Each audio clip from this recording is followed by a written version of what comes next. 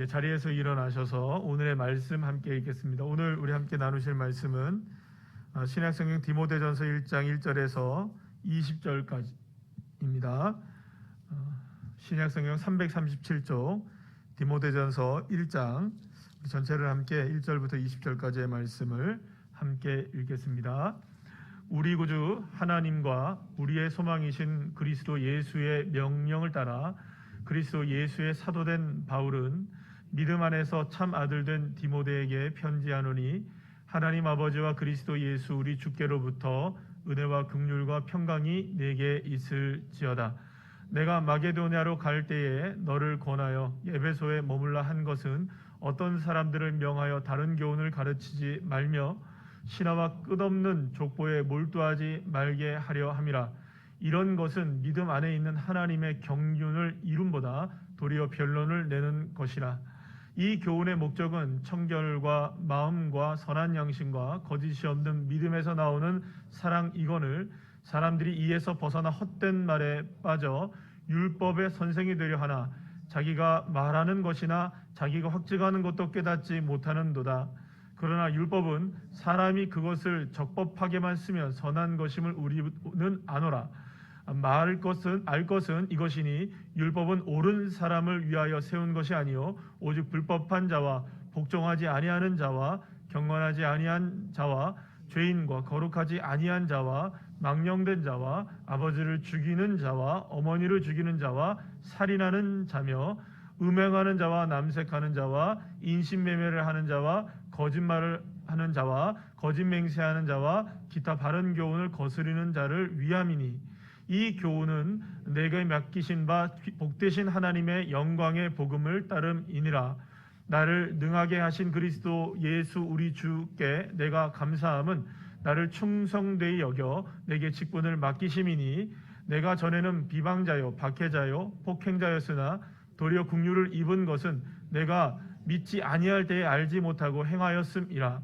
우리 주의 은혜가 그리스도 예수 안에 있는 믿음과 사랑과 함께 넘치도록 풍성하였도다. 미보다 모든 사람이 받을 만한 이 말이여 그리스도 예수께서 죄인을 구원하시려고 세상에 임하셨다 하였도다. 죄인 중에 내가 괴순이라.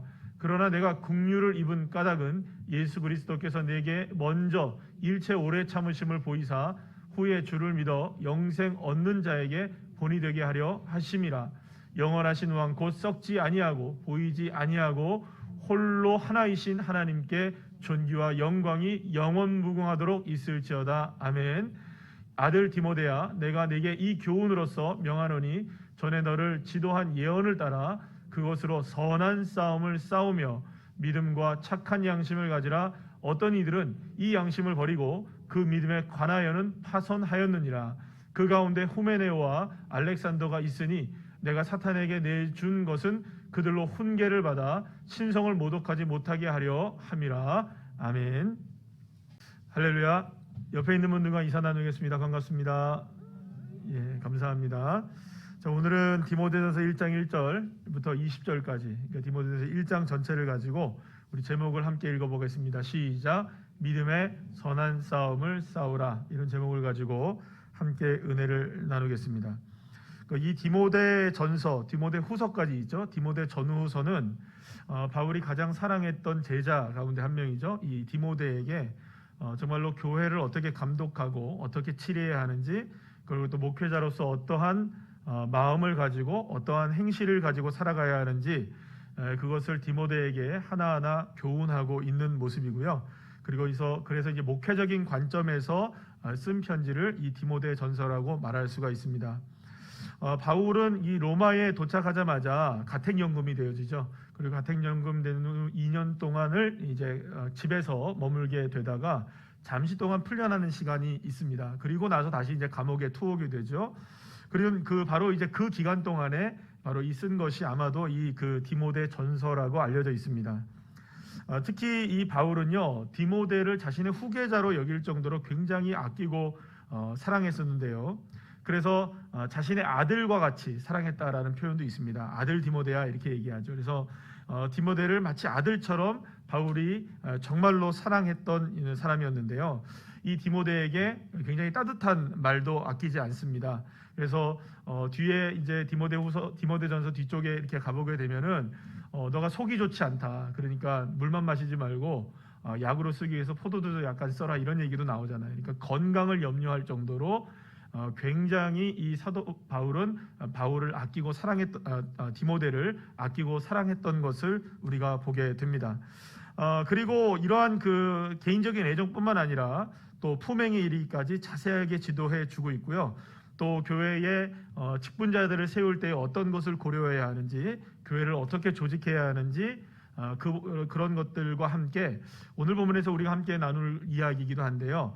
신앙의 순수성, 믿음을 어떻게 우리가 지켜나가야 하느냐라는 것을 오늘 본문을 통해서도 이거 디모데 전서를 통해서도 디모데에게 말씀하고 있는 것이라고 할 수 있습니다. 또 여러 가지 문제 중 가운데 이 그 디모데 전서에는 초대교회를 어지럽게 했던 많은 이단들이 있었거든요. 그래서 이 이단들에 대해서 분명하게 선을 그어야 된다. 그래서 예수 그리스도 안에서 견고하게 믿음을 가지고 살아가야 된다. 절대로 거짓된 진리에 현혹되어서는 안 되고, 오늘 본문에 나오죠. 이 신하와 족보를 따르는 일. 한번 따라할까요? 신하와 족보. 오늘 그 얘기를 우리가 함께 나누게 될 텐데요. 이 신하와 족보를 따르고 거짓된 것을 따르는 이 이단들의 그 모습들에 우리가 그 초대교회가 그리고 또 디모데가 넘어가면 안 된다. 정신을 바짝 차리고 있어야 된다라고 이렇게 권면하는 것도 보게 됩니다. 저희 교회에도요, 주기적으로 신천지에서 편지가 와요.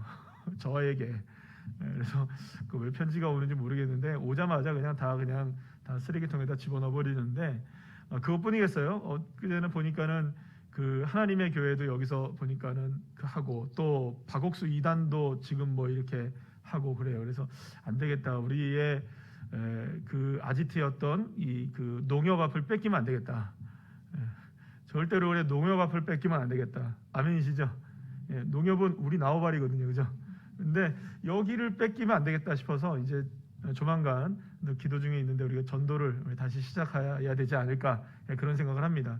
그래서 끊임없이 우리 교회에도 마찬가지입니다. 끊임없이 이단들이 어떤 방식이든지 도전해 오고, 우리의 신앙도 마찬가지입니다. 여러분들 자나깨다 이단 조심하셔야 됩니다. 여러분들 주변에 교묘하게 다가오는 신천지들은 아직까지 살아 있습니다. 밟아도 죽지 않은 바퀴벌레들 같아요. 끊임없이 나와요. 여전히 건재합니다. 우리가 그때 생각했을 때 대구에서 그 신천지 사태가 터졌으면 이제 이만희도 그만큼 그만하게 됐으면 애들이 정신 차릴 법한데 정신을 차려서 더 신앙 열심히 살고 있습니다. 그러니까 그 거짓된 신앙이 그렇게 무서운 거예요, 여러분. 그래서 지금도 그들이 이렇게 거짓된 것에 이렇게 현혹되어져 있고 빠져나오질 못하고 있는데, 사랑하는 여러분, 우리도 그 조심해야 될 건 늘 언제나 조심해야 될 줄로 압니다. 자, 그래서 오늘 본문에서 특히 이제 말씀하고 있는 것 중에 하나가 뭐냐면 오늘 핵심적인 말씀인데요. 오늘 11절 말씀으로 다 같이 한번 읽어볼까요? 시작. 이 교훈은 내게 맡기신 바 복되신 하나님의 영광의 복음을 따름이니라. 쉽게 얘기하면 이겁니다. 우리가 따라가야 될 복된 길은 무엇이냐? 하나님의 영광을 따르는 것이다. 따라합시다. 하나님의 영광. 그러니까 우리가 온전한 신앙을 가지고 모든 그 이단들도 이길 수 있고, 우리의 온전한 신앙을 온전히 세울 수 있고, 우리의 교회도 온전하게 잘 조직되어지고, 또 사명도 잘 감당하고 예배도 잘 드리고, 그리고 모든 신앙에 있어서 건강한 신앙을 유지할 수 있는 가장 유일한 목적이라고 얘기할 수 있죠. 가장 선명한 목적이 무엇이어야 되느냐? 하나님께 영광을 돌리는 것이다. 분명하게 말씀하고 있습니다. 그래서 하나님께 영광을 돌리는 것 이외에 사람의 생각과 자신의 방법과 지식으로 이루어지는 그 모든 것들은 그건 다 사실은 다 무너질 수밖에 없는 것이다라는 것을 사도 바울이 디모데에게 말씀해 주고 있는 것이라고 할 수 있습니다. 그러나 여러분, 안타깝게도 우리가 모든 것을 처음 시작할 때는 열심을 가지고 합니다. 그죠? 우리가 열심을 가지고 합니다. 우리가 첫 마음을 잊지 말고 늘 언제나 첫 신앙을 가지고 살아가야 될 필요성이 여기에 있기도 합니다. 우리는 처음에는 하나님의 영광을 위해서 무엇인가를 하기를 원합니다. 그런데 이게 시간이 지나고 세월이 지나다 보면 조금씩 그 모습 속에서 퇴색되어지는 일들이 벌어지게 됩니다. 그래서 나는 하나님의 영광을 위해서 뭔가를 하는 것처럼 보여지고 그렇게 생각은 들지만 하나님 보시기에는 하나님의 영광에서 이미 벗어나 있는 모습들을 주님은 아시고 계신다는 거죠. 그래서 우리가 늘 경계해야 될 건 뭐냐? 우리가 처음에 단추를 끼웠던 하나님의 영광이 끝까지 하나님의 영광으로 단추를 마무리할 수 있도록, 아멘이시죠? 그런 믿음이 되어야 되는 것을 분명하게 말씀해 주고 있는 것입니다. 그래서 오늘 보면 5절에서 6절 말씀 한번 볼까요? 시작. 이 교훈의 목적은, 시작. 이 교훈의 죄송합니다. 4절부터 되어 있나요? 5절 6절 말씀인데 빠졌네요. 5절 6절 말씀 한번 다 같이 한번 읽어보겠습니다. 시작. 이 교훈의 목적은 청결한 마음과 선한 양심과 거짓이 없는 믿음에서 나오는 사랑이거늘 사람들이 이에서 벗어나 헛된 말에 빠져, 이렇게 얘기합니다. 그러니까 사람들이 처음에는 청결한 마음을 가지고 양심을 가지고 믿음 안에서 생활을 하다가 사람들이 이에서 자꾸 어떻게 된다는 겁니까? 벗어나기 시작한다는 거예요. 벗어나기 시작한다는 거예요. 그러니까 하나님의 영광이 사라지면, 그러니까 하나님의 영광에 집중하지 않고 그것의 목적이 되지 않으면 거기에 무슨 마음들이 들어가게 되느냐? 청결하지 못한 마음, 악한 양심, 그리고 거짓된 마음이 가득 채워지게 된다는 거예요. 그러니까 이 말은 무슨 말입니까? 우리는 하나님의 영광처럼 생각되어지는데 마음속에 이미 무엇이 가득 차 있는 겁니까? 이런 것들이 가득 차 있는 거예요. 그렇게 변질되어지고 벗어나기 시작한다는 거예요. 그래서 결국 그 사람의 말과 언어와 행동은 나오는 것을 보면 알 수 있어요. 그래서 사실 여러분들 우리 성경에도 나오잖아요. 뒤로 나오는 것이 우리를 사람을 더럽게 하는 것이 아니라 어디서 나오는 것을 우리의 사람을 더럽게 하는 겁니까? 입으로 나오는 것이 우리를 더럽게 만든다. 결국에는 입에서 나오는 것은 다 어디에 있는 겁니까? 우리의 마음에 저장되어 있는 것이기 때문에 그래요. 그래서 오직 우리의 마음속에 무엇이 있는지를 우리의 삶을 통해서 드러나게 된다는 것입니다. 그런데 이러한 모습을 사도 바울은 오늘 본문에 무엇이라고 표현하냐 하면, 따라합시다. 신화와 족보. 이걸 신화와 족보라고 이야기를 해요. 자, 4절 말씀 우리 다 같이 한번 읽어볼까요? 시작. 신화와 끊임없는 족보에 몰두하지 말게 하려 함이라.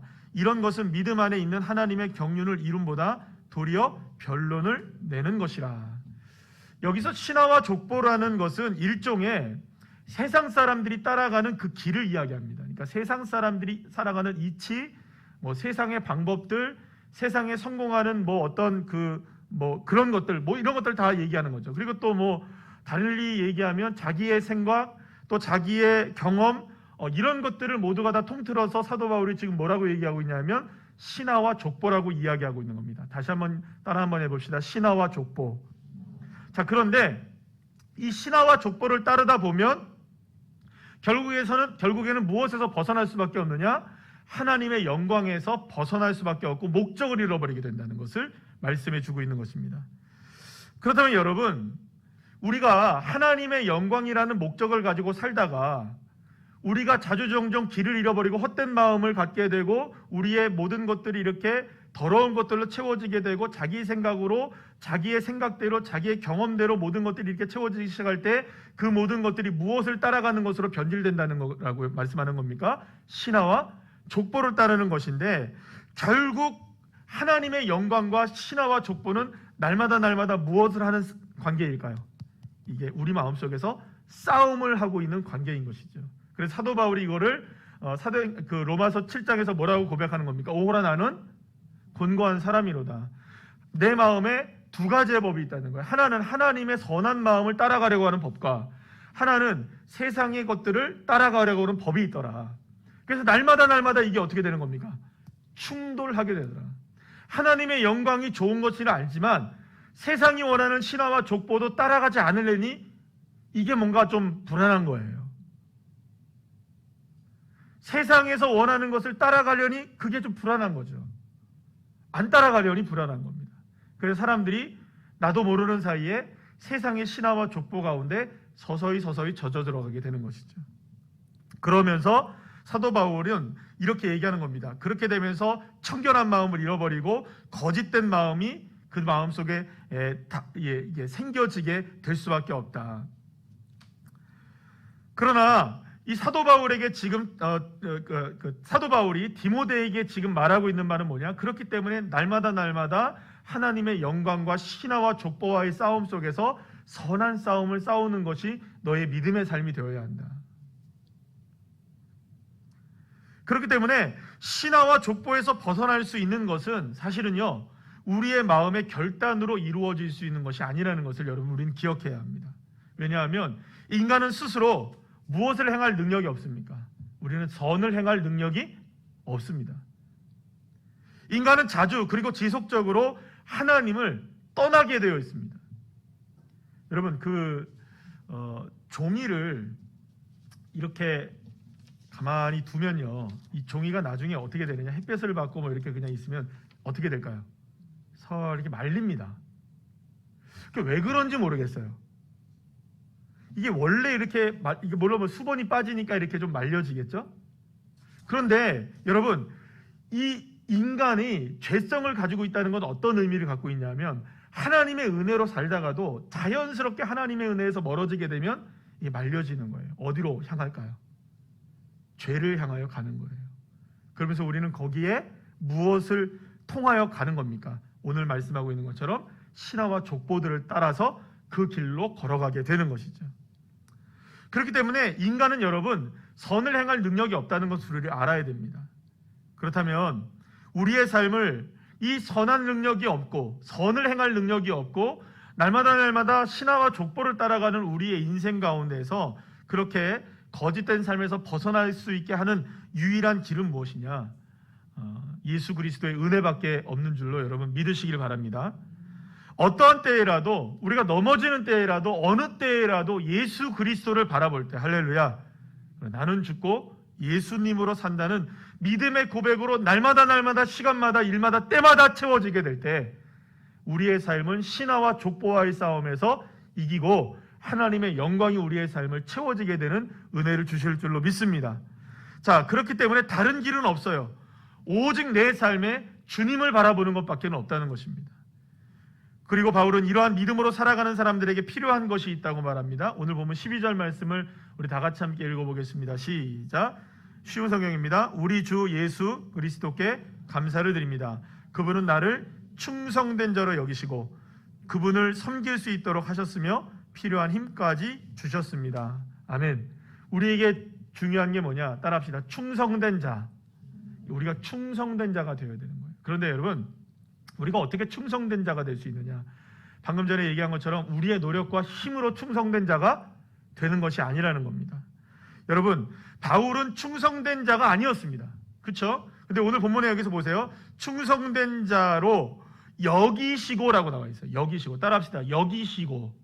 그럼 여기시다는 말은 원래 충성된 자였다는 말이 충성된 자였습니까? 아니었습니까? 아니었는데 그렇게 여겨주셨다는 겁니다. 그런데 여러분, 오히려 그렇다면 사도 바울은 자신이 어떤 사람이었느냐? 오늘 보면 13절 말씀, 우리 쉬운 성경어로 말씀으로 읽어볼까요? 시작. 예수님을 만나기 전에 나는 그리스도를 욕하고 핍박하며 온갖 방법으로 믿는 자들을 괴롭혔습니다. 그러나 하나님께서는 내게 자비를 베푸시고 내가 한 일들을 용서해 주셨습니다. 왜냐하면 그것은 내가 믿지 않는 때에 모르고 저지른 일들이기 때문입니다. 그래서 여러분, 쉬운 성경이 이렇게 풀어서 해석하지만 지금 여러분들이 가진 성경에는 자신이 뭐라고 얘기합니까? 따라합시다. 죄인 중에 괴수. 그죠? 죄인 중에 괴수라고 표현을 해요. 그러니까 사실은 예수님을 욕하고 핍박하고 온갖 방법으로 예수님을 믿는 자들을 괴롭혔던 사람이 누구냐? 바로 이 사도 바울이었던 거예요. 그러니까 죄인 중에 괴수였던 사람이 누구냐? 사도 바울인 겁니다. 그런데 그런 사도 바울을 어떤 사람으로 여겨주셨다는 겁니까? 충성된 자로 여겨주신 겁니다. 바울이 충성되었던 것은 오히려 어떤 것에 충성된 자였을까요? 신화와 족보에 충성된 자였습니다. 그런 바울을 충성된 자, 그러니까 다시 말해 하나님에게 충성된 자로 바꿔주신 것은 다 누구의 은혜 때문일까요? 모두가 다 하나님의 은혜 때문이었던 겁니다. 그래서 오늘 보면 14절 말씀에서 이렇게 고백을 하죠. 시작. 우리 주의 은혜가 그리스도 예수 안에 있는 믿음과 사랑과 함께 넘치도록 풍성하였도다. 아멘. 예수 그리스도의 은혜와 사랑 때문에 죄인 중에 괴수였던 사람에서 하나님의 충성된 자로 바뀌어질 수 있게 되었다는 것이죠. 이것은 바울의 능력이 아닙니다. 바울의 의도 아닙니다. 오직 예수의 사랑과 은혜, 하나님의 의 때문에 결국에는 바울의 인생이 바뀌어지게 된 줄로 믿으시길 바랍니다. 자, 그래서 바울은 충성된 일꾼으로 세워질 수 있었죠. 바울 스스로가 한 일이 아니라 오직 모든 것이 다 누구의 은혜 때문에, 하나님의 은혜 때문이었기에 바울은 자신이 지난날 따랐던 이 신화와 족보를 다 모두 벗어버리고 이제는 주님을 향한 충성된 종이 되기 위하여 날마다 애쓰는 삶을 살아가게 되었던 것입니다. 자, 그런 의미에서 사도 바울은 디모데에게 충성된 자로 여겨주시는 하나님의 은혜를 잊지 말아라. 더욱더 충성된 자가 되기 위하여서 오직 무엇만 바라보고 살아가라. 신화와 족보가 아닌 하나님의 영광을 바라보아라. 그래서 오늘 보면 18절, 19절 말씀 우리 다 같이 한번 읽어볼까요? 시작. 아들 디모데야, 내가 내게 이 교훈으로서 명하노니 전에 너를 지도한 예언을 따라 그것으로 선한 싸움을 싸우며 믿음과 착한 양심을 가지라. 어떤 이들은 이 양심을 버렸고 그 믿음에 관하여는 파선하였느니라. 이렇게 말합니다. 자, 그렇다면 사도 바울이 디모데에게 싸워야 한다고 말하는 선한 싸움은 어떤 싸움일까요? 선한 것과의 싸움이 아니고 이 싸움은 어떤 싸움이냐? 온전한 믿음을 위해서, 믿음의 삶을 살고 하나님께 영광을 돌리기 위해서 무엇과 싸우는 삶을 살아야 되냐? 끊임없이 싸워야 될 게 뭐냐? 바로 신화와 족보와의 싸움인 겁니다. 사랑하는 여러분, 신화와 족보가 무엇이냐고 다시 묻는다면 그거 신화가 뭐 이런 이야기들인가? 족보는 우리 대대로 내려오는 뭐 그런 건가? 이렇게 생각하시면 안 됩니다. 신화란 뭡니까? 세상에 떠드는 모든 소식들과 소문들입니다. 족보는 뭡니까? 대대로 내려오는 것일 수 있습니다. 아니면 내 인생 가운데 계속 내려오는 생각일 수도 있습니다. 그 모든 것들과 싸워야 합니다. 그 모든 것들을 예수 그리스도의 은혜로 바꾸셔야 합니다. 할렐루야. 그것과 싸우는 싸움을 하셔야 됩니다. 이거는 내가 옛날부터 하던 거니까 괜찮겠지. 이거는 세상 사람들이 다 하는 거니까 괜찮겠지. 이거는 다른 사람도 다 하는데 나는 하면 어떻겠어. 여러분, 그때마다 하나님의 영광이냐 아니냐를 놓고 싸우시는 싸움이 필요한 겁니다. 이게 바로 따라합시다. 믿음의 선한 싸움. 그래서 여러분, 이 믿음의 선한 싸움을 싸우라고 말씀하고 있는 것이죠. 특히 오늘 보면 19절 20절 말씀에 보게 되면 하나님의 은혜로 충성된 자로 여겨졌던 사람들이 있는데 믿음에서 파손된 사람들이 있다고 소개를 해요. 어떤 사람들이냐? 후메네오와 알렉산더라는 사람이 있었대요. 이 사람들이 어떤 사람이었는지 정확하게 알 수는 없지만, 구체적으로 어떤 삶을 살았는지는 알 수 없지만, 처음에 이들은 분명히 예수를 영접하여 새 삶을 살게 되었을 겁니다. 그러나 이 하나님의 영광을 위해 살다가 이전의 삶으로 다시 돌아간 거죠. 무엇을 쫓았을까요? 여전히 세상의 신하들을 쫓았던 겁니다. 여전히 내려오는 족보들을 쫓았던 겁니다. 여호와 하나님을 사랑하고 여호와 하나님을 믿고 그분을 의지해야 될 때에도 세상의 신하들을 쫓았던 거죠. 그리고 그 족보들을 쫓았던 거죠. 그러니까 결국에는 믿음에서 무엇이 일어나느냐? 파손되어졌다. 사랑하는 여러분, 그러니까 처음에는 충성된 자가 되었다가 나중에는 하나님의 영광을 위해 살아가는 인생이 아니라 이렇게 무너지고 파손된 인생이 될 수도 있다는 것입니다. 결국 이 믿음의 선한 싸움을 싸운다는 것은 끊임없이 나를 신화와 족보로 이끌어들이려고 하는 사단의 권세들과의 치열한 싸움이 오늘도 우리에게 일어나고 있다는 것을 기억해야 한다는 것이죠. 그래서 여러분, 한번 오늘의 삶을 돌아보시죠. 오늘 하루를 살아가면서, 짧게 오늘 하루를 살아가면서 우리가 세상의 신화와 족보에 얽매이거나 그것을 따라갔던 것들이 하나도 없으셨습니까? 우리는 자유로울까요? 신화와 족보 가운데 싸움에서 우리는 하나님의 영광의 길을 걸었습니까? 아니면 여전히 그건 괜찮겠지, 뭐 그거는 원래 있었던 일이니까 그렇게 무심코 지나갔던 신하와 족보들이 우리에게 남겨져 있는 것은 아닐까요? 그렇게 될 때 그것이 하나하나 쌓이게 되면 무엇이 될까요? 믿음의 파선이 일어나고 알렉산더와 후메네오와 같은 사람이 될 수도 있다는 것입니다. 그렇기 때문에 누군가가 알렉산더와 후메네오, 알렉산더, 에이 그런 사람들은 안 되지. 여러분 그게 아니라 다음번에 후메네오와 알렉산더가 될 수 있는 사람은 누구일까요? 누구더라? 우리 순에서 누가 알렉산더와 후메네오 같은 사람이 될까? 여러분 다른 사람이 아니라 내가 그럴 수 있다는 거죠. 그래서 여러분 끊임없이 사도 바울이 디모데에게 이야기하는 게 뭡니까? 믿음의 선한 싸움을 싸워야 된다. 싸워야 한다. 날마다 싸워야 한다. 무엇과? 신하와 족보와 싸워야 한다. 그러려면 여러분 그 신하와 족보와의 싸움에서 이기려면 딱 한 가지 방법밖에 없습니다. 뭐밖에 없느냐? 나의 나된 것은 다 하나님의 은혜입니다. 아멘이십니까? 내가 오늘 걸어가는 모든 상황도 하나님의 은혜입니다. 내가 지금 여기에 이 자리에 이 모습으로 있는 것도 하나님의 은혜입니다.